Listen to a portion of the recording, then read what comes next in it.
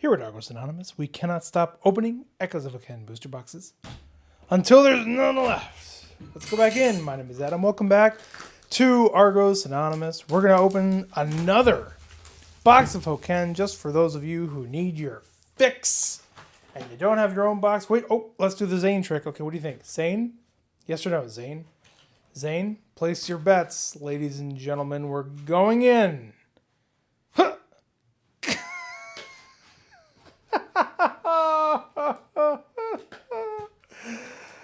Oh, look at you. Oh, you're just a cutie. All right, we'll put you over there. Okay, moving on. We're going to pretend that didn't happen, even though it did. I'll never forget. What do you think? We've got 2 Argent rares, a secret rare, probably some shard points. We're still trying to kind of average the shard points, see how many we get.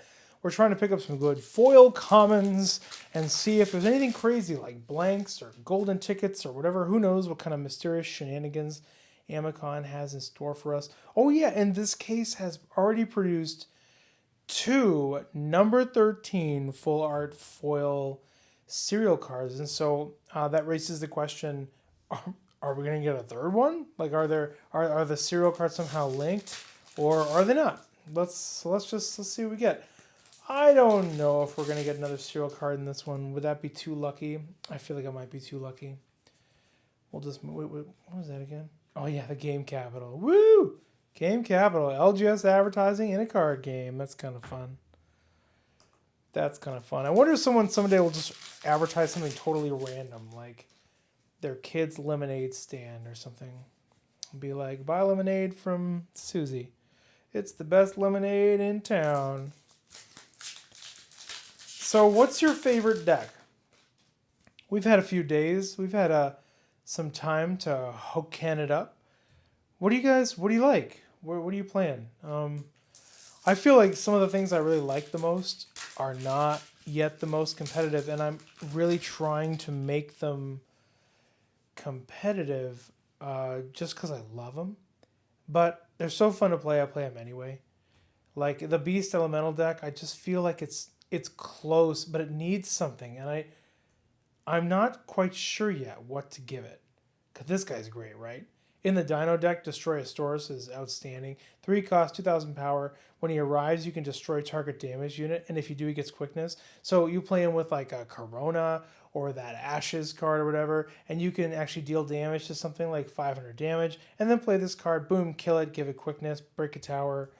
He's only a 3-drop. 2,000, he's really outstanding Dino.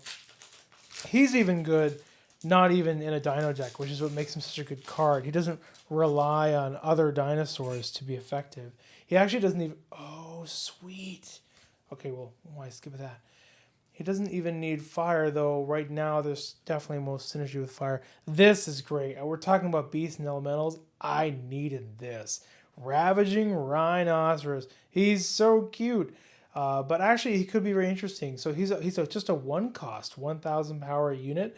He's a beast, and when his power is 2,000 or more, he gains overrun. Fine, that's fine. But the real crazy thing about this card is once per turn you can pay 1 and return another target unit you control to its owner's hand. And if you do that, you place a 500 counter on this card. Actually, I guess you don't even have to return it successfully. You just pay 1 and try, I guess, and then no, I guess that's the cost. Oh, it's the cost, so they can't even... Oh my god, it's the cost. So here's why I'm freaking out.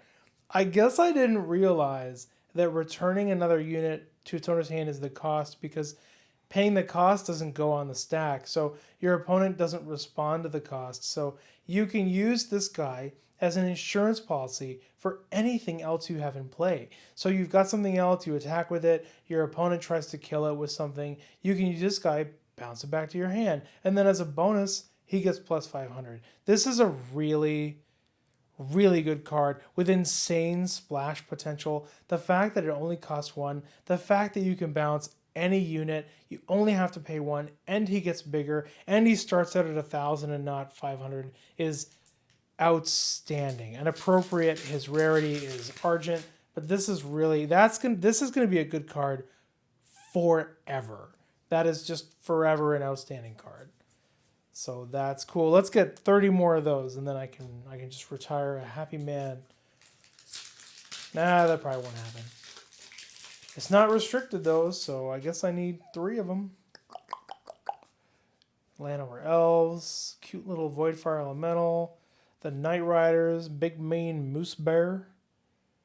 Moose Bear is pretty good. I mean, it's a 4 cost, but it's got. I'm excited to smash people 4 times in one turn. That could be fun. Plus with Hadir, you think about it. Hadir, you can put this guy out. If he has some elementals in play, he gets a couple charges on him. And then Hadir, you can take a beast card from your hand and put it under Hadir, which then puts a 500, counter on something else. Put another counter on him. Attack, attack, attack, attack, attack. And just, I guess if your opponent has removal, it's not going to help you. But if they don't, then that could be a nice little finisher, I suppose. All right, moving in. Has anyone gotten a golden ticket from Hokken? Or even Ascension? Is that like a thing of the past? I know COVID has put a big stopper on events, although rumor has it that we're going to get some events, some live events coming back in the not too distant future, which would be super awesome. Anyway, yeah, golden tickets, what happened to those? Right? You used to pull them out of Betrayal and Revelation, set 1 and set 2 booster boxes. And the rumor was it was going to be for some tournament someday. And then COVID happened and shut down tournaments everywhere, which is unfortunate. But are we still pulling golden tickets? Are we not? Look at Zane. Zane, you just don't go away, Zane. You're everywhere, Zane. Oh, it's beautiful, but it's tragic. It's a sign that I really need to play basic units, right? Again and again. Maybe I'll make 5 alternate form basic. Oh, is that a nice? Look at Shardwork Arbiter. That's a good Argent rare. I think these guys are paired. This is gonna be a really good box. I've seen other people pull this pair of Argent rares before several times. I've watched people in my LGS opening boxes, and they are pulling this pair. So it's probably not always going to happen, but if you get one of these, cross your fingers, you're going to get the other one, because these are both great Argent rares. Look at this Arbiter, okay? He costs 6. He's 5,000 power. You can cheat him into play by exhausting your units. They don't have to be any particular element. They can be anything. And he's got Destroyer, Guardian, Overrun, Quickness, Target Attack. He makes you coffee. He makes your bed. He walks the dog. He picks up dog poop. He rakes the leaves. He does everything. But he animates for 2, which means as a 6 cost, yeah, if you cheat him into play, you can knock him down a bit. If you put a Shardwork Heart on him, it's fine. But he's so crazy that he might be worth exhausting a few things to get him out on turn 5 and be able to attack, or turn 6. Because Target Attack, Quickness, Destroyer, he's gonna find a home, probably all over town. But we'll see. We'll see what creative ways people use him. Because he has Quickness, he's a little bit less vulnerable to removal as well, which is super, super important in Argent Saga, where everything is removing everything. It's so interactive. It's so fun. As opposed to stalemate card games where you just kind of sit there staring at the board and eyeballing each other for half the game until you make your move. Argent Saga, you're just moving, you're ducking and weaving. It's kind of like you're boxing, except you're not boxing, it's a card game. If you start boxing, you'll be kicked out, because we are under contact precautions, because it is the Corona Apocalypse. And there's our secret rare, man. The Night Queen. So this will be interesting. Obviously in a Ruin deck, it could be good. There's only one of these in a deck, so you'll have to draw it. So it won't be super consistent unless you put things in your deck to tutor for it. It will double trigger Ruin abilities, which is cool. This could be good. You can sacrifice a unit at the end of your turn if you do put target with Ruined from your discard zone directly into play. So if you think about it, if you're sacrificing that rogue that goes right back into your hand and only costs 1, you can play it every single turn, sacrifice it at the end of every single turn, and start regenerating creatures every single turn. So it's true. Once you play this, this is definitely a card your opponent is going to have to remove if you're playing a ruined deck. They'll just have to remove it. So then the question is, how do you save it? Because they're gonna have removal. That's my concern with that. You've got to have a way to, if you plan on having something sit on the board for several turns in order to generate value, then ideally you would also come up with a way to save its life when inevitably your opponent comes cracking the door down trying to kill it. There's our horde. That's one of the things we're talking about. You can sacrifice this guy. He only costs 1. When you sacrifice him, you search for another one and put it directly into play. So there's a lot of instant regen, dark themed things in Hokken that you can generate utility for those sacrifice and ruined cards. If you can keep them alive, that's the trick, right? Moving on, got another nice Arbiter, big beastie bad boy, the set art. And we've got 5 more packs. We've got our secret, and we've got 2 really good Argent rares. There's always a remote chance of pulling like a 3rd Argent rare or another secret. It's very uncommon, but it does happen. So really, we're just holding out for what? I guess we haven't gotten any shard points yet, so we're probably going to get some shard points, and are we going to get a cereal? I don't know. It's too lucky. It'd be too good.